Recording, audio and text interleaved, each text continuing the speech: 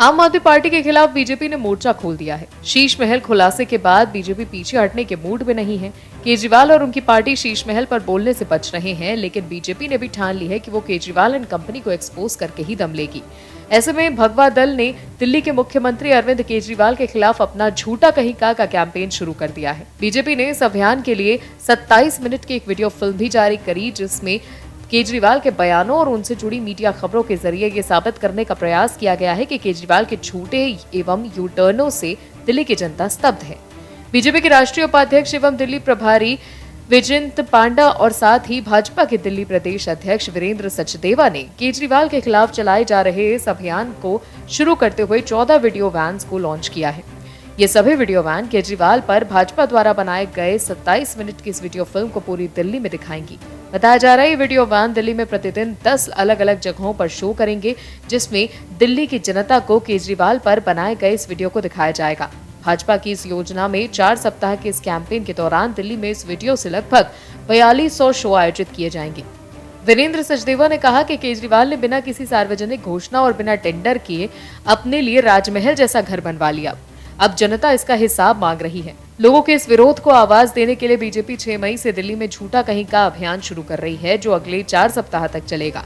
अरविंद केजरीवाल जो हमेशा से दावा करते आए हैं कि हम भी आपकी ही तरह आम आदमी हैं, हमें दूसरे नेताओं की तरह लाल लश्कर नहीं चाहिए, हमें एक घर जो कि 3 से 4 कमरों का हो चलेगा, एक गाड़ी आने जाने के लिए इससे ज्यादा अधिक की चीज की जरूरत नहीं है। लेकिन केजरीवाल साहब भौतिकतावाद से इतने ज्यादा प्रभावित हुए कि नैतिकता को ताक पर रखकर कोरोना काल में 45 करोड़ रुपए की सुविधा जुटाने में लग गए। केजरीवाल साहब ने दिल्ली की जनता को मुफ्त के गुणा भाग में उलझाकर अपने लिए भोग और विलासिता के महल खड़े कर लिए, वो भी उस घर के लिए जिसकी चाबी जनता के पास है। गुरबत का गहना पहन मुख्यमंत्री इठलाए घूम रहे हैं। केजरीवाल ने सोचा नहीं होगा कि उनकी पोल ऐसे खुल जाएगी। कोरोना काल में बड़ी ही चालाकी के साथ अपने घर को सजाने का काम उन्होंने शुरू कर दिया। दिल्ली के लोग कोरोना की मार झेल रहे थे, लेकिन केजरीवाल अपने लिए महल बनवा रहे थे। लेकिन सीएम केजरीवाल ने जो अपने और अपने परिवार के लिए जिस विलासिता भवन का निर्माण करवाया है, वो उनके लिए मुसीबत का घर बन गया। जो सीएम केजरीवाल किसी समय राजनीतिक जीवन में पारदर्शिता के अगुवा हुआ करते थे, आज वही जनता के सवालों पर चुप्पी साधे बैठे हैं, कलम पर पहरा लगाने की ताक में है। केजरीवाल साहब घड़ी घड़ी विपक्ष के घोटालों पर जवाब मांगते थकते नहीं थे, आज वही जवाब नहीं दे पा रहे हैं। अब सीएम साहब की मुश्किल और बढ़ने वाली है। महाठग सुकेश चंद्रशेखर, जो कि उनके कट्टर ईमानदार नेता मनीष सिसोदिया और जैन की तरह ही जेल में बंद है, उसने केजरीवाल साहब के नए महल के बारे में कई खुलासे किए। मनी लॉन्ड्रिंग के मामले में मंडौली जेल में बंद महाठग सुकेश चंद्रशेखर जेल में लिखी अपनी चिट्ठियों के लिए अक्सर सुर्खियों में रहता है। एक बार फिर उसने तिहाड़ में बैठकर लेटर बम फोड़ दिया। इस बार सुकेश ने दिल्ली के उपराज्यपाल विनय कुमार सक्सेना को चिट्ठी लिखकर सीएम अरविंद केजरीवाल के बंगले के पुनर्निर्माण पर हुए खर्चे को लेकर जो विवाद चल रहा है, उसी के बारे में जानकारी दी। सुकेश ने अपने खत में दावा किया कि केजरीवाल के आवास में जो फर्नीचर लगा है, वो सत्येंद्र जैन और केजरीवाल के द्वारा खुद सिलेक्ट किया गया था। उनके फोटो मैंने उन्हें व्हाट्सएप और फेसटाइम चैट के जरिए सीएम और जैन के मोबाइल पर भेजे थे। सुकेश का दावा है कि उसने कई फर्नीचर खरीदे, जिनका ब्यौरा इस प्रकार है। विजयनगर 12 सीटर डाइनिंग टेबल करीब 45 लाख रुपए, जिसमें रंग ऑलिव ग्रीन है। विजयनगर ड्रेसिंग टेबल केजरीवाल और उनके बच्चों के रूम के लिए, जिसकी कीमत 34 लाख रुपए है। विजयनगर के 7 आईने, कीमत 18 लाख। रग्स, बेड स्प्रेड्स और तकिए कुल 30 पीस जो रॉल्फ लॉरेन के थे, कीमत 28 लाख। पामराई की 3 दीवार घड़ियां 45 लाख। सुकेश ने यह भी दावा किया कि एक साउथ इंडियन ज्वेलर से केजरीवाल ने 90 लाख की चांदी की क्रॉकरी मंगवाई थी। इसके बदले उसे करोल बाग प्रोजेक्ट में अलॉटमेंट दी गई थी। सुकेश चंद्रशेखर ने यह दावा करते हुए एलजी से मांग की थी कि केजरीवाल के आवास के निर्माण पर हुए खर्च की जांच हो, जिसमें सारा सच सामने आ जाएगा। कर्नाटक चुनाव विकास से धर्म की ओर मुड़ गया है। कांग्रेस ने बीते दिनों जब अपना घोषणा पत्र सार्वजनिक किया, तब उसमें लिखा गया था कि हम अगर सत्ता में आए तो बजरंग दल सरीखे संस्थाओं पर पाबंदी लग जाएगी, जिसके बाद अचानक से ही पूरा का पूरा चुनाव धर्म की ओर ही मुड़ गया। प्रधानमंत्री से लेकर गृह मंत्री तक सभी ने यह आरोप लगाया कि कांग्रेस सिर्फ तुष्टीकरण की राजनीति करती है, जिसके बाद पूरी कांग्रेस बैकफुट पर आ गई। कांग्रेस का ये पुराना राजनीतिक आचरण रहा है कि चुनाव से पहले ये एक विशेष धर्म के मतों को साधने में लग जाते हैं। कांग्रेस के बारे में एक बात तय हो चुकी है कि राज्य दर राज्य अपना धर्म बदलती है, लेकिन कांग्रेस की मूल राजनीति का झुकाव हमेशा से एक धर्म विशेष की तरफ ही दिखता है, जिसके बारे में सार्वजनिक तौर पर देश के पूर्व प्रधानमंत्री मनमोहन सिंह ने भी संसद में कहा था कि देश के हर संसाधन पर पहला एक विशेष समुदाय समुदाय का है। भले ही कांग्रेस के अयोग्य सांसद और गांधी परिवार के युवराज राहुल गांधी अपने आप को जनयुद्धारी हिंदू कहते रहे हो, लेकिन असल में किसी भी राज्य के चुनाव से पहले उनका झुकाव जग जाहिर हो जाता है।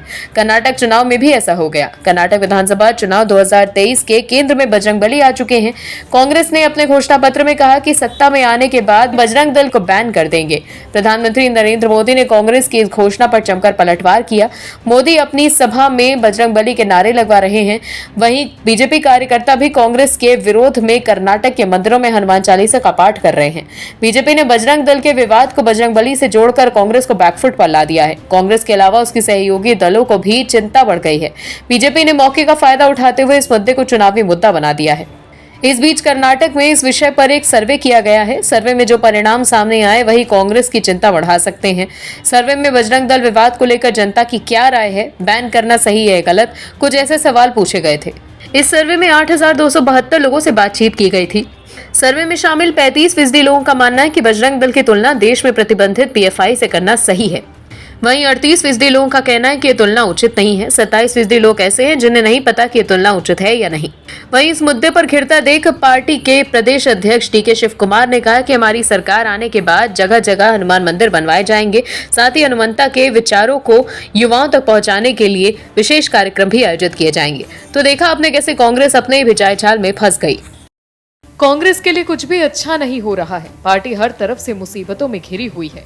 पार्टी के युवराज राहुल गांधी की सांसदी जा चुकी है और हाईकोर्ट से भी उन्हें राहत नहीं मिल रही, जो कि लोकसभा चुनाव से पहले कांग्रेस के लिए बड़ा झटका है। लेकिन राहुल गांधी की मुसीबत अब भी कम नहीं हो रही है। एक बात होती है गलती से गलती करना और एक बात होती है आदतन गलती करना। राहुल गांधी के बारे में कहें तो वो आदतन गलती करने में माहिर हैं। राहुल गांधी आदतन मानहानि करने में माहिर हो गए हैं, जिसकी वजह से उनकी संसद सदस्यता भी चली गई है। लेकिन राहुल गांधी है कि सुधरने का नाम ही नहीं लेते। कर्नाटक में ही दिए गए एक भाषण की वजह से उनकी सदस्यता चली गई। फिर से कर्नाटक में उनकी मुश्किलें बढ़ा दी हैं। इस बार भी लगभग तय हो गया है कि राहुल गांधी की मुश्किलें फिर से बढ़ने वाली हैं। कांग्रेस नेता राहुल गांधी की मुश्किलें फिर से बढ़ गई हैं। सूरत के बाद अब कर्नाटक में भी उनके खिलाफ मानहानि का केस दर्ज करने की तैयारी है। बीजेपी सांसद लहर सिंह सरोया ने ये कहा कि राहुल गांधी ने कर्नाटक में करप्शन का रेट कार्ड जारी कर दिया है। उन्होंने हमारे रेट बताए हैं। लहर सिंह सरोया ने आगे कहा कि उन्होंने जीवन में कभी बेईमानी की एक चाय तक नहीं पी है। उन्होंने कहा कि अब मैं राहुल गांधी पर मानहानि का केस कराऊंगा। साथ ही उन्होंने कहा वो अपने वकीलों के संपर्क में हैं और उसकी तैयारी कर रहे हैं। उन्होंने कहा राहुल के इस करप्शन रेट कार्ड से उन्हें दुख हुआ है। सरोया ने आगे कहा जिस तरीके से राहुल गांधी ने भ्रष्टाचार का उन पर आरोप लगाया है वो इससे बेहद आहत हैं। उन्हें इससे कांग्रेस का शर्मनाक रवैया बताया। ये केवल उनकी ही नहीं बल्कि पूरे डिपार्टमेंट और सरकार की बदनामी है। कांग्रेस नेता राहुल गांधी को मोदी सर ने दिए गए बयान को लेकर इस बीच काफी कुछ झेलना पड़ा था। उनके खिलाफ सूरत में मानहानि का केस दर्ज हुआ था, जिसमें उन्हें दोषी ठहराते हुए 2 साल की सजा हुई थी और उनकी लोकसभा की सदस्यता भी चली गई थी। इसके बाद अब कर्नाटक में फिर से मानहानि का मामला दर्ज हुआ तो उनकी मुश्किलें बढ़ सकती हैं। कांग्रेस के भीतर ये कवायद चल रही है कि राहुल गांधी को पीएम पद उम्मीदवार के तौर पर विपक्ष के बीच प्रोजेक्ट करने की कोशिश कर रही है। लेकिन कांग्रेस के मंसूबे पर उस वक्त पानी फिर गया जब कांग्रेस के एक वरिष्ठ नेता ने राहुल गांधी को पीएम पद के लिए सफल उम्मीदवार मानने से इनकार कर दिया। विपक्ष के ही कई नेताओं ने ये कहा कि राहुल गांधी अभी पीएम पद के लिए परिपक्व नहीं है। अब यही बातें कांग्रेस के भीतर में भी उठने लगी हैं। बात अगर सिर्फ राहुल के खिलाफत की भी होती तो समझ में भी आती। कांग्रेस के इस वरिष्ठ नेता ने 2 कदम आगे बढ़कर पीएम मोदी की तारीफ भी कर दी, जिसके बाद कांग्रेस में कानाफूसी का दौर चालू हो गया। हम जिस नेता की बात कर रहे हैं उनका नाम है आचार्य प्रमोद कृष्णन। क्या कुछ कहा उन्होंने राहुल गांधी के बारे में? कौन है उनकी नजर में कांग्रेस के भीतर प्रधानमंत्री के लिए सबसे काबिल उम्मीदवार और क्यों है प्रधानमंत्री उनकी नजर में काबिल, बताते हैं आपको इस रिपोर्ट में। कांग्रेस की पार्टी लाइन से हटकर बात करने वाले आचार्य प्रमोद कृष्णन कभी प्रियंका गांधी को बतौर प्रधानमंत्री प्रोजेक्ट करते तो कभी सचिन पायलट को राजस्थान का मुख्यमंत्री बनाने की पैरवी करने के लिए सुर्खियों में बने रहते हैं। ऐसा ही नहीं, मौका मिलते ही दिल्ली के सीएम से लेकर यूपी के सीएम योगी आदित्यनाथ और पीएम मोदी की भी प्रशंसा करते नहीं थकते। देश के प्रधानमंत्री पद का उम्मीदवार वो होना चाहिए जो लोकप्रिय व्यक्ति हो, जिसकी स्वीकार्यता हो, जिसकी विश्वसनीयता हो। मुझे लगता है पूरे विपक्ष में प्रियंका गांधी वाड्रा से ज्यादा लोकप्रिय नेता कोई नहीं। उनकी स्वीकार्यता है तो प्रधानमंत्री के पद का उम्मीदवार लोकप्रियता के आधार पर प्रियंका गांधी को ही होना चाहिए। मुझे देश में बहुत से लोग मिलते हैं, मैं संत समाज के लोगों से भी मिलता हूं। कुछ लोगों का मत है कि प्रियंका गांधी की वाणी में इंदिरा गांधी जैसी झलक है। किसी का विचार है वो महिलाओं के लिए बहुत संघर्ष करती हैं, किसी का विचार है कि वो बेटियों की लड़ाई लड़ती हैं, किसी को उनमें बहन नजर आती है तो किसी को माँ। किसी को उनमें बेटी नजर आती है। कुल मिलाकर उनकी लोकप्रियता और स्वीकार्यता के आधार पर देश के प्रधानमंत्री के पद पर प्रियंका गांधी वाड्रा ही सर्वाधिक लोकप्रिय हैं, क्योंकि प्रधानमंत्री नरेंद्र मोदी शक्तिशाली और लोकप्रिय नेता हैं। नरेंद्र मोदी जनसाधारण के हृदय को छूने का काम करते हैं और वो जनता के मन की बात के लिए ही सब कुछ करते हैं। ये अलग बात है कि वो बीजेपी के नेता हैं, हमारे विरोधी हैं, लेकिन देश के प्रधानमंत्री हैं और देश के प्रधानमंत्री के रूप में जो वो करते हैं, पहला और अंतिम ध्येय जनता तक पहुंचता है। Bureau report, OMH news.